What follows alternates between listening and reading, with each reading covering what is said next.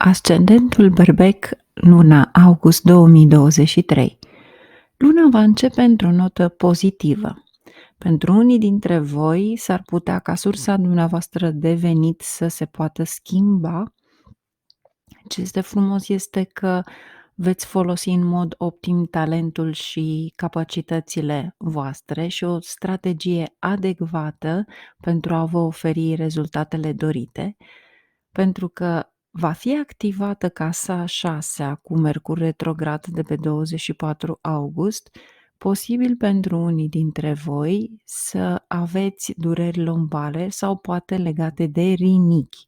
Poate chiar sunteți supuși unei intervenții chirurgicale. Deci nu este pentru toată lumea, ci poate pentru cei care suferă de pietre la rinichi și alte afecțiuni legate de rinichi.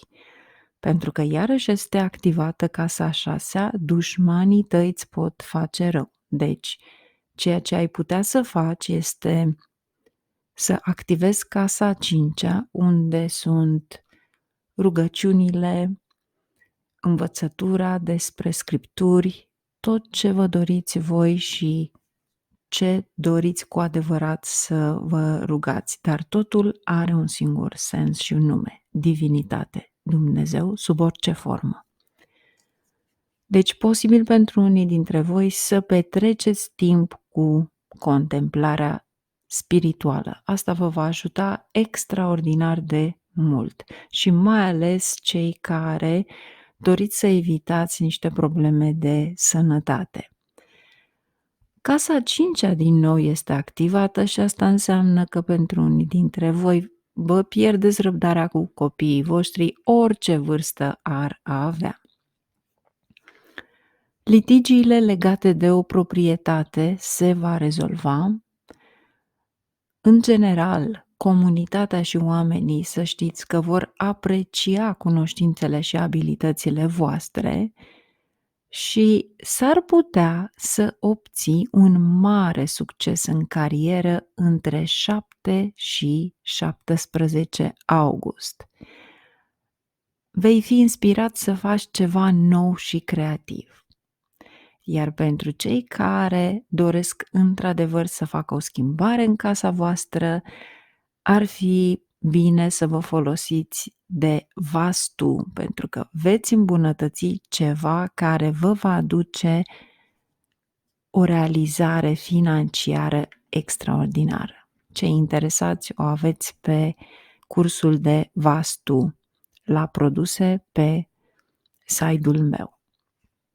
Iar cei care sunteți într-o situație în așteptare, să zicem, de o permisiune la o căsătorie amoroasă, ei bine, familia ta ar putea acorda această permisiune. Și nu uita că această lună vei avea noi oportunități disponibile și nu rata nici una, pentru că vei face față. Și cu siguranță pentru tine va fi ceva extraordinar de bun în momentul în care îți pui talentul și abilitatea, capacitățile în funcțiune. Cu acestea fiind, vă doresc o lună frumoasă, prosperă și numai bine. Taur, ascendentul Taur în astrologia vedică. Ei bine, la începutul acestei luni s-ar putea să trebuiască să rezolvați unele probleme vechi.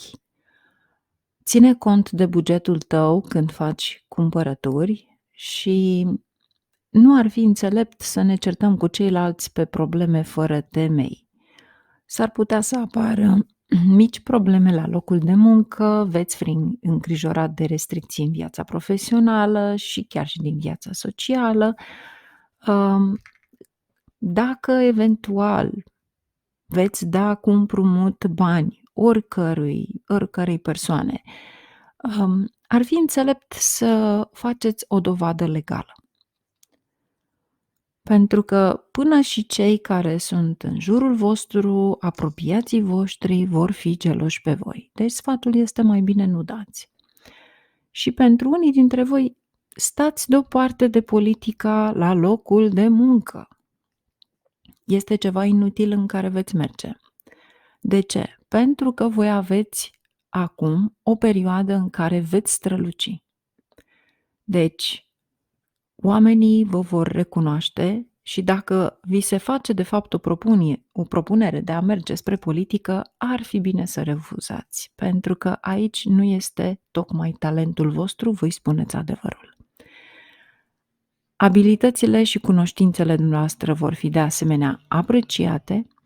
Ar trebui să faceți o evaluare sinceră a capacităților dumneavoastră. Lucrurile vor deveni favorabile pentru tine la mijlocul lunii, deci mijlocul săptămânii, cea de-a doua săptămână vreau să spun. Și într-adevăr, toți cei care sunt ca manager șef vor fi mulțumiți de performanța voastră în muncă. S-ar putea să primiți câteva vești încântătoare cu privire la carieră și dacă este legat de o educație poate universitară sau o specializare. Și asta ar însemna că din cea de-a doua jumătate a lunii veți face noi prieteni. Și posibil pentru unii dintre voi chiar să țineți niște examene de specializare pe care le veți trece cu brio. Posibil pentru unii dintre voi să aveți propuneri de dragoste și să luați unele decizii în privința acesteia, iar pentru unii dintre voi, posibil să luați niște decizii cu privire la niște proprietăți imobile, ceva ce ține de casă, terenuri, genul acesta de energie. Dar, în general, pentru voi, luna aceasta, să știți că vă veți domina adversarii. Și veți avea un mare succes, mai ales dacă lucrezi în interesul tău. Deci, pentru cei care veți lua o vacanță, să știți că va exista romantism în relația de dragoste. Cei care veți munci cu drag și spor și cu siguranță veți avea un mare succes care va duce la confortul vostru. Aveți grijă să nu dați bani cu împrumutul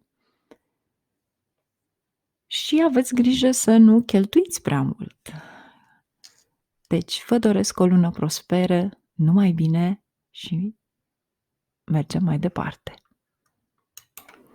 Gemeni, ascendentul pe Gemeni în astrologia vedică. Ei bine, această lună s-ar putea să obțineți o ofertă excelentă și ar trebui chiar să vă îmbunătățiți performanța la locul de muncă actual în loc să găsești un alt loc de muncă și acest lucru îl vedeți pe cursul Vastu. Cum puteți intra în grațiile șefului și cum colegii vă pot ajuta în loc să vă invidieze.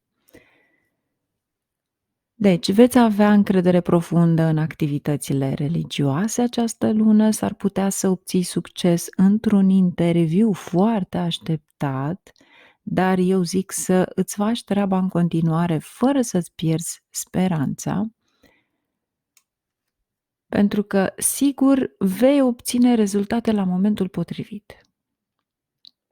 De asemenea, poate participați la activități distractive și cu copiii voștri. Aici comunitatea din jurul tău este pur și simplu atrasă și fermecată de personalitatea ta, de frumusețea ta, de felul în care comunici cu toată lumea. Se prevăd aici unele probleme de sănătate ale partenerului tău de viață, cei care aveți un partener care posibil să se agraveze datorită unor boli sezoniere, care și voi la rândul vostru o puteți avea prin alergii sau migrene. Ei bine, puteți opta pentru medicamente tradiționale pentru a vindeca orice problemă de sănătate, pentru că este ca și cum o aveți în sânge. Și știți exact ce vă trebuie. Doar să vă clarificați un pic mintea. Nu luați decizii riscante până pe 18 august. Cei asociați cu politica ar trebui să se gândească bine înainte de a face vreo declarație. În primul rând, nu aveți încredere în nimeni și pentru că nu aveți încredere în nimeni, s-ar putea să existe o discordie sau o neînțelegere în familia ta cu cei din familia ta, apropiații voștri. Și posibil pentru unii dintre voi același sfat ca la Taur, este bine să evitați să împrumutați bani și posibil pentru unii dintre voi să întâmpinați dificultăți în a vă recupera banii de la debitori. Deci, în general este o lună excelentă pentru voi. Eu vă doresc o lună fericită și prosperă și mergem mai departe. Ascendentul Rac. Ei bine, să știți că tot la fel veți începe luna pozitiv. Posibil pentru unii dintre voi să plecați într-o călătorie importantă. Este bine să vă păziți bunurile pentru că pot fi furate în timpul călătoriei. Veți plănui să cumpărați o casă și poate un vehicul nou. 18 august este una dintre cele mai favorabile pentru voi. Atunci este posibil ca de la locul de muncă să, în sfârșit, să vi se prețuiască ideile. Pentru că aveți niște idei extraordinare. Dar, în momentul în care vedeți că nu există, de fapt, o rezolvare, în loc să devii agresiv, ar fi bine să puneți toate problemele în discuție. Deci, fiți atenți atunci când călătoriți, fiți atenți atunci când oamenii pun la îndoială deciziile voastre, pentru că asta înseamnă că vă ține sub presiune și asta înseamnă că e o dilemă și pentru voi dacă într-adevăr ofertele voastre care le aveți în afaceri într-adevăr sunt bune sau nu. Dar, încă o dată, veți fi apreciat. Deci, pentru unii dintre voi chiar veți primi bani restanți, poate de la debitori, poate de la niște ore suplimentare. Cu siguranță va fi ceva extrem de favorabil în această lună și mai ales în cea de-a doua jumătate a lunii și în special pentru oamenii de afaceri. Angajații guvernamentali pot avea unele sarcini dificile de îndeplinit fără niciun avertisment, deci fiți atenți. Și pentru că este activată și casa patra, mâncare, diabetul, pentru că l-aveți pe Jupiter, dulcere, cei care aveți o problemă cu diabetul ar fi bine să urmați un regim de exerciții și dietă pentru o sănătate mai bună, pentru a nu vă lăsa pur și simplu să ajungeți pe ultimul metru de a folosi pastile. Deci, pentru mulți dintre voi veți avea, de fapt, multe călătorii. Fiți atenți la bunurile voastre și cu siguranță aveți răbdare, o mare răbdare, pentru că toate ideile voastre vor fi prețuite și veți avea și un surplus de bani. Vă doresc o lună fericită și prosperă. Mergem mai departe. Ascendentul Leu. Luna aceasta vei avea de îndeplinit multe responsabilități legate de familie. Pentru unii dintre voi cred că vă veți extinde afacerea și puteți lua un împrumut. Dar vedeți voi nu neapărat doriți acel împrumut. Pentru unii poate fi, de fapt, și o dificultate financiară bruscă din cauza unui împrumut pe care l-ai dat unei alte persoane. Vei fi profund preocupat de reputația ta, de ceea ce se întâmplă în viața ta și asta mai ales în săptămâna a treia a acestei luni, dar cu siguranță te vei bucura de plăcerea materială și de un stil de viață luxos. Îți va aduce într-adevăr rezultate excelente în demersurile tale, posibil să finalizați tranzacții mari cu terenuri și proprietăți, și asta înseamnă că vei rezolva cu tact toate problemele. Cei care poate lucrează în domeniul media sau activități legate de marketing, veți avea un mare succes. Oficialii guvernamentali și administrativi vor avea succes în activitatea lor și posibil să beneficiați de contacte noi, importante, ceea ce vă aduce și vă propulsează pe o scară mult mai înaltă cu prieteni suspuși. Pentru unii dintre voi, evitați neînțelegerile în relațiile voastre de dragoste, ar trebui să fiți atenți la sănătatea voastră și nu lăsați niciodată încrederea de sine să scadă. Sunteți loi. Asta este, trebuie să vă țineți pe picioare și să aveți putere. Pentru unii dintre voi, soarele va aduce niște probleme legate de ochi care vă pot deranja și încă ceva care îmi arată foarte subtil, nu împărtășiți secretele și informațiile voastre confidențiale cu nimeni. Rămâneți dedicat muncii voastre, cu siguranță vă veți confrunta cu ceva financiar, dar în același timp reveniți, dar nu destăinuiți absolut nimănui nimic. Posibil din cauza problemelor să deveniți puțin mai arogant față de cei dragi, dar va trece, totul se va rezolva pentru că aveți un tact special de a rezolva problemele respective. Vă doresc o lună fericită și prosperă. Ascendentul Fecioară. Aici posibil să aveți o recunoaștere foarte mare și mai ales cei care sunteți avocați, care sunteți implicați în cazuri mari, pentru că veți avea un mare succes. Pentru unii dintre voi veți duce un stil de viață luxos și chiar veți avea de-a face cu petreceri somptuoase sau mâncare exotică această lună.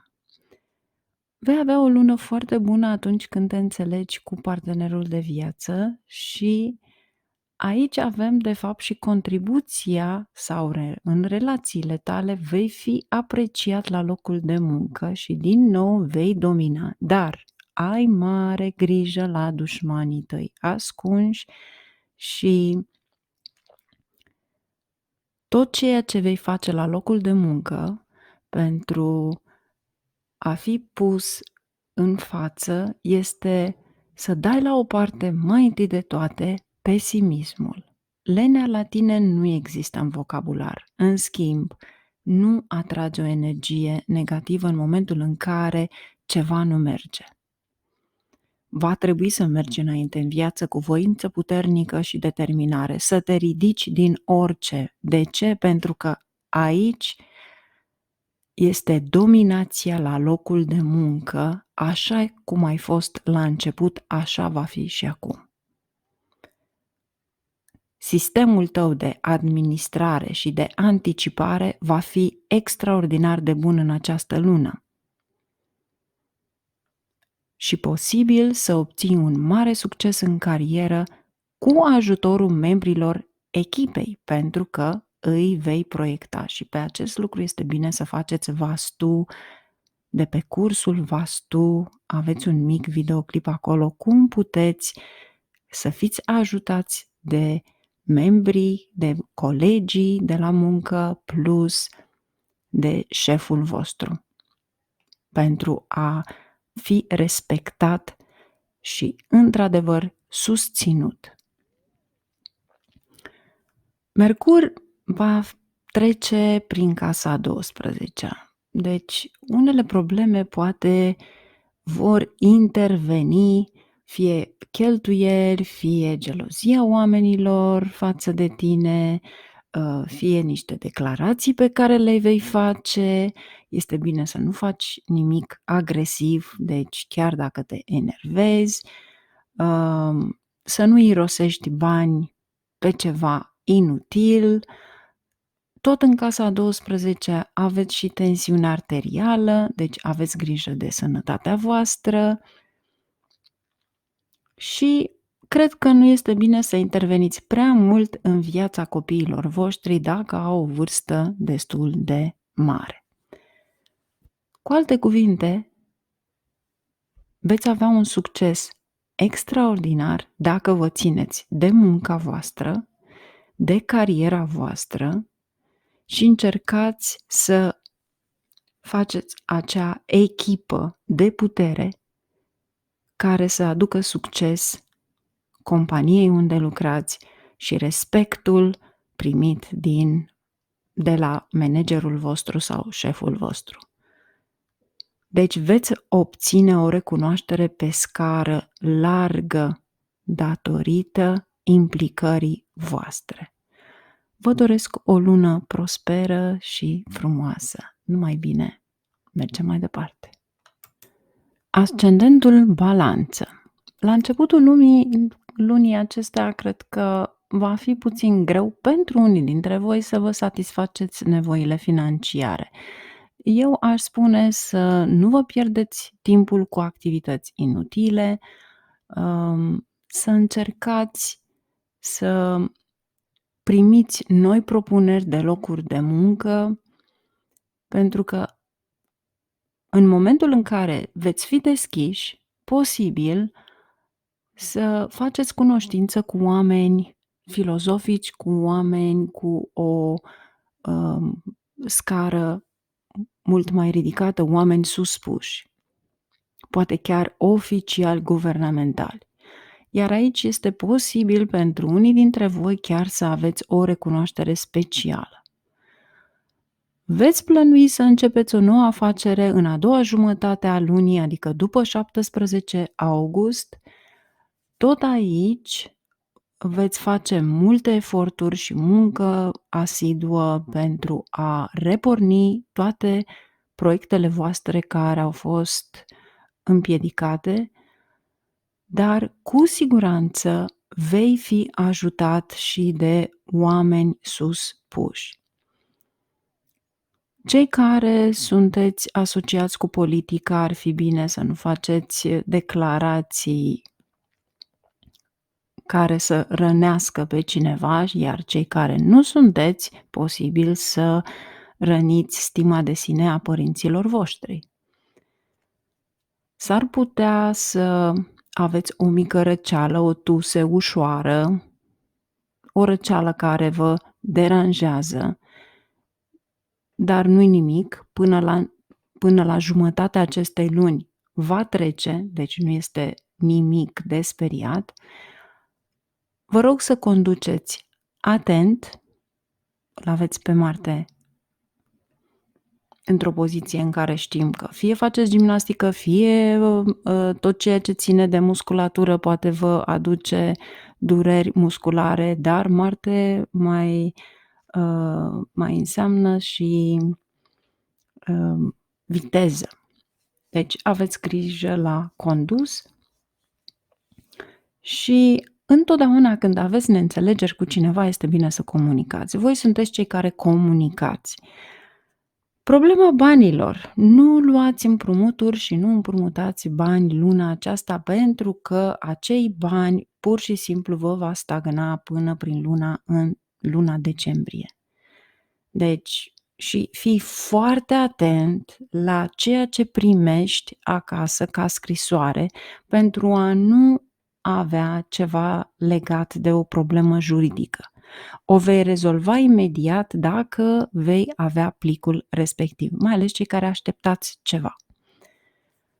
Deci, cu alte cuvinte, vei scăpa de tot ce ține obstacol după 17 august, vei avea un sprijin extraordinar din partea familiei tale și, în primul rând, prin eforturile personale pe care le ai și vei reporni proiecte împiedicate. Și aici înseamnă că vei avea succes. Deci încearcă pur și simplu să-ți faci un program pentru a încerca să ieși dintr-o situație.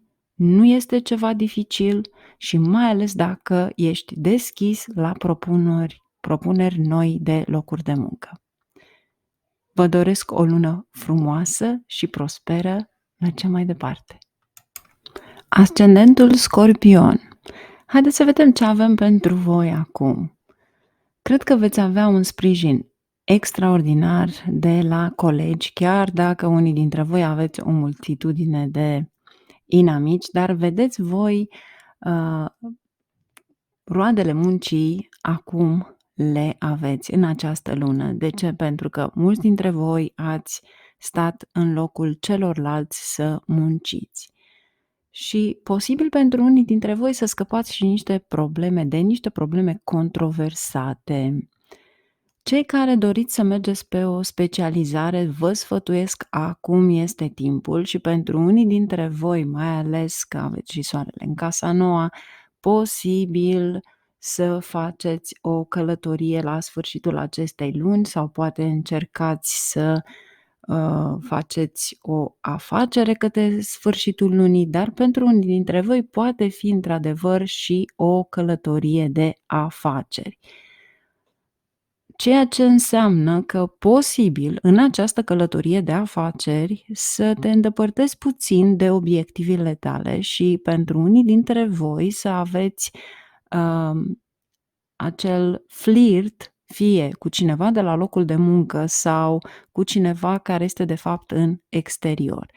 Deci, aici martorul principal sunteți voi cei care veți călători și care veți ști într-adevăr dacă nu va intra cuvântul de a înșela, sau mai bine zis verbul, în vocabularul vostru, pentru că voi sunteți martorul principal. Asta ar însemna să existe unele probleme în viața de cuplu, dar posibil pentru unii dintre voi aceste probleme să fie cu mult înainte și nu de acum.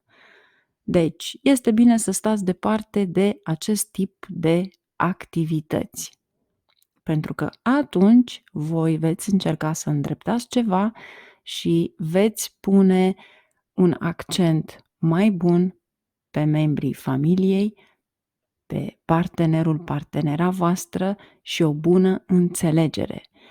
Ce înseamnă acest lucru? În momentul în care voi vă înțelegeți foarte bine cu partenera voastră, deci fiți atenți cum merge astrologia, veți moșteni o proprietate.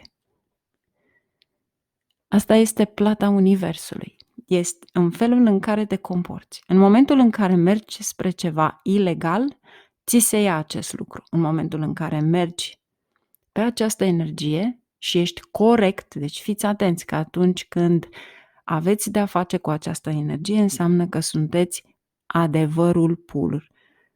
Ce înseamnă acest lucru? Înseamnă să fii față în față cu adevărul.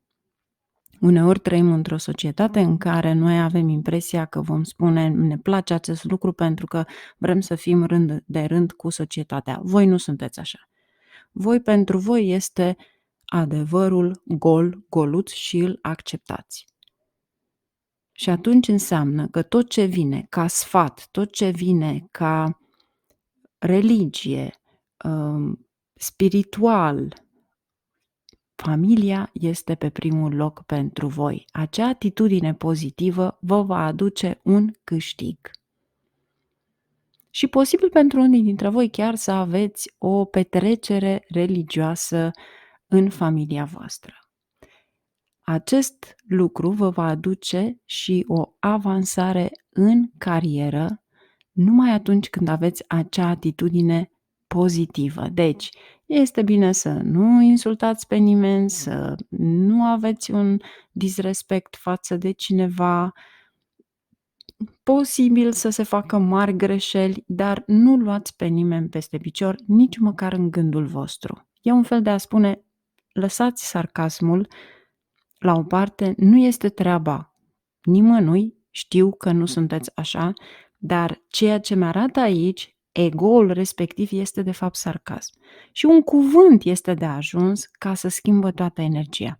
Voi sunteți persoanele care întotdeauna nu v-ați implicat, ați fost la locul vostru, ați știut care sunt secretele meseriei și întotdeauna știuți să vă îndepărtați de orice este negativ. Deci, roadele muncii tale grele vor fi pe toate planurile în momentul în care ești foarte pozitiv. Sincer, ceea ce văd aici pe hartă este super extraordinar. Fii foarte atent numai la tranzacții financiare cu persoane pe care nu le cunoști, dar în rest totul va fi extraordinar de bine și cu succes. Și fiți siguri că veți fi invidiați. Dar nu-i nimic. Atunci când atrageți atenția, înseamnă că sunteți cineva important și de vază. Numai bine, la revedere, ne auzim! Ascendentul Săgetător. Aici este îndrăgostitul incorrigibil. Este ceva extraordinar această lună, dar fiți atenți că veți avea intenția de a cumpăra articole de uz casnic foarte scumpe. Posibil pentru unii dintre voi să schimbați ceva în casă, ceva care doreați de foarte mult timp. Folosiți vastul, vă sfătuiesc, pentru că cu siguranță vă va aduce îmbunătățiri financiare. Cu siguranță aici, cei care sunteți poate asociați cu piața de acțiuni, veți câștiga profituri uriașe.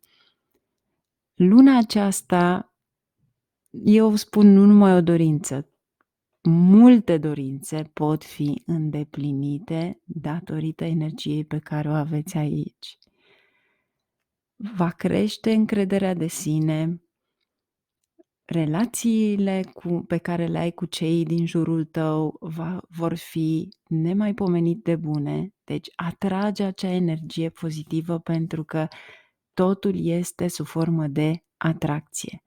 Pentru unii dintre voi, cei singuri, posibil să mergeți într-un pelerinaj.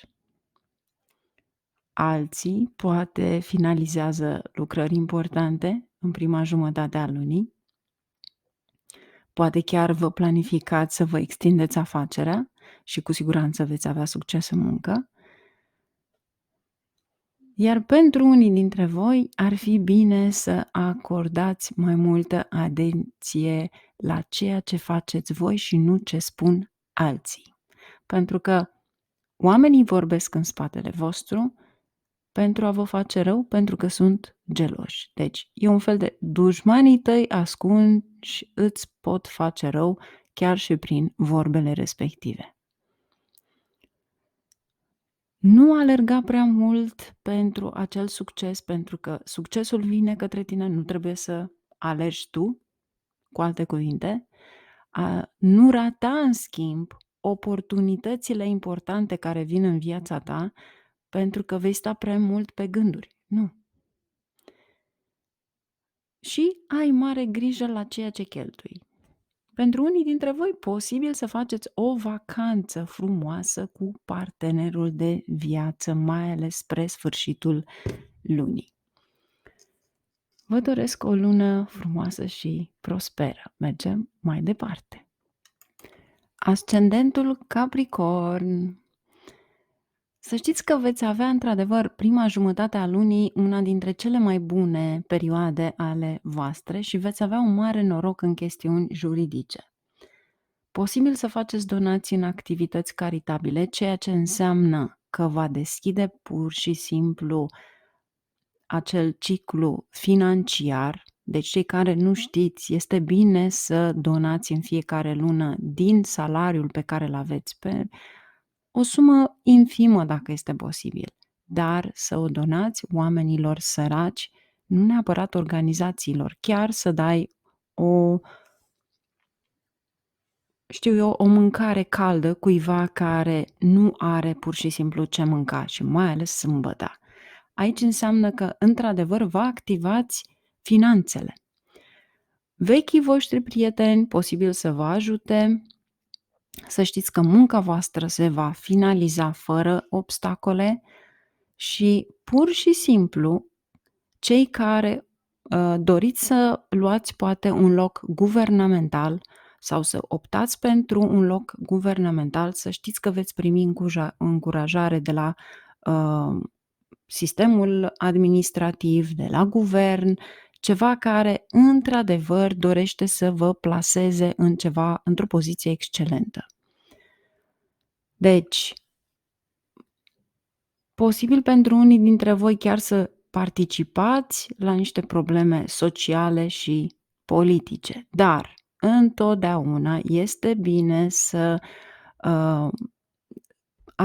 să-i ascultați și pe ceilalți. De ce? Pentru că natura voastră suspectă îi face pe ceilalți să se îndepărteze de voi. Și în plus, va trebui să fiți foarte atenți dacă într-adevăr cei care vă propun acea poziție sunt oameni de bună credință și nu veți deveni victima unei conspirații. De ce? Tranzitul planetar este favorabil pentru voi, dar în ceea ce privește cariera, posibil din prietenii, n-aș spune prietenii, pentru că prietenii care au două fețe și sunt veniți aici în această viață cu voi sunt de fapt în altă viață dușmanii voștri numărul 1 și asta înseamnă că încearcă să vă spună că ei nu au curajul să meargă și vă împing pe voi, dar acel șut pe care vi-l dă, de fapt vă trimite în gura leului, ca să nu spunem a lupului. Deci, fiți foarte atenți la ceea ce faceți ca activitate curantă, fiți foarte atenți la cu ceea ce vă confruntați în fiecare zi și mai ales ce este legat poate de problemele familiei partenerului, pentru că acolo aveți o activare în casa a 8-a și ceea ce discutați de fapt cu ceilalți. Cei care merg la studii, să știți că aveți niște oportunități excelente. Deci, dacă eventual ați avut o medie care acum poate vi se îmbunătățește pentru a merge în exterior, este bine să aplicați din nou, pentru că veți găsi de fapt ceea ce ați încercat după bacalaureat. Deci este o plasare extraordinar de bună. Cu acestea fiind, în momentul în care voi veți face ceva caritabil, toate se deblochează, tot ceea ce ține blocat se deblochează și eu vă sfătuiesc ca la jumătatea lunii august, pentru a atenua ceva legat de ceva serios poate sau ceva care din carieră nu aș dori să mergeți pe o linie greșită, chiar dacă vedeți visul cu realitatea, să mergeți într-o vacanță pentru a vă liniști. Este mult mai bine pentru voi. Numai bine, la revedere, ne auzim! Ascendentul Vărsător. Aici pur și simplu aveți o recunoaștere socială, poate un grup de oameni care te vor felicita pentru munca depusă, poate circumstanțele în care sunteți acum în această perioadă vor fi unele dintre cele mai favorabile, mai ales până la mijlocul lunii. Totul se va îmbunătăți. Și pentru mulți dintre voi să știți că e posibil să fiți transferați la un loc de muncă la care ați visat și la care ați dorit foarte mult să mergeți acolo. Bineînțeles că asta înseamnă că veți avea succes, posibil unele dispute pe care le-ați avut sau neînțelegeri la locul de muncă sau chiar și în familie pot fi rezolvate cu intervenția unui prieten, poate fi un prieten bătrân, poate fi pur și simplu un mentor. Posibil să finalizați o afacere legată de o proprietate și, într-adevăr, să treceți peste ceva dificil, având curajul și puterea voastră. Deci nu vă puneți pur și simplu încrederea în nimeni, ci încercați să le faceți singuri. Ar trebui să dați o importanță mai mare a deciziilor partenerului vostru de viață, pur și simplu să aveți o comunicare deschisă, pentru că e posibil să aveți ceva de bun augur în această lună. Pentru unii dintre voi, cred că începeți pur și simplu să vă pierdeți simțul răbdării, datorită unor circumstanțe din familie. Dar asta înseamnă că va trebui să fii foarte atent la sentimentele membrilor familiei tale și pur și simplu să eviți neînțelegerile și tot ceea ce ține de poate o ceartă în cuplu sau ceva legat de relațiile și cu ceilalți din jurul vostru, mai ales cu familia.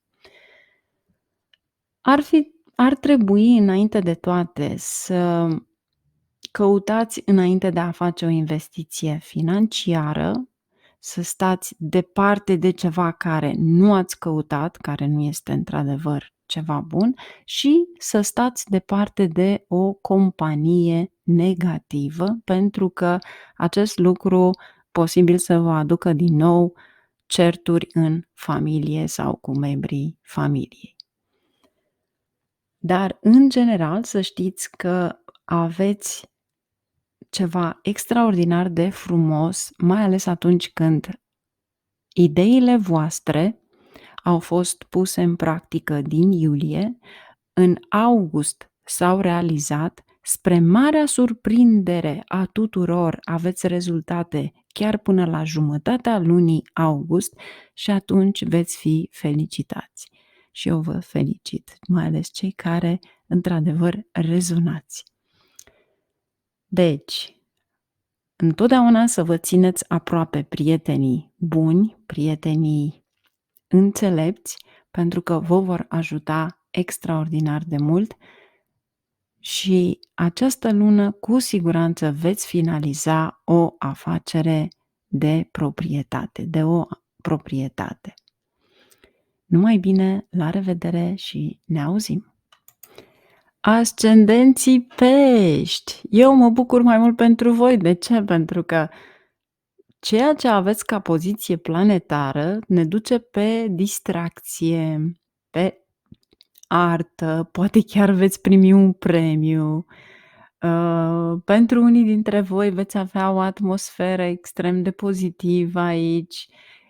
Cuplurile proaspăt căsătorite poate chiar vor planifica să aibă un copil.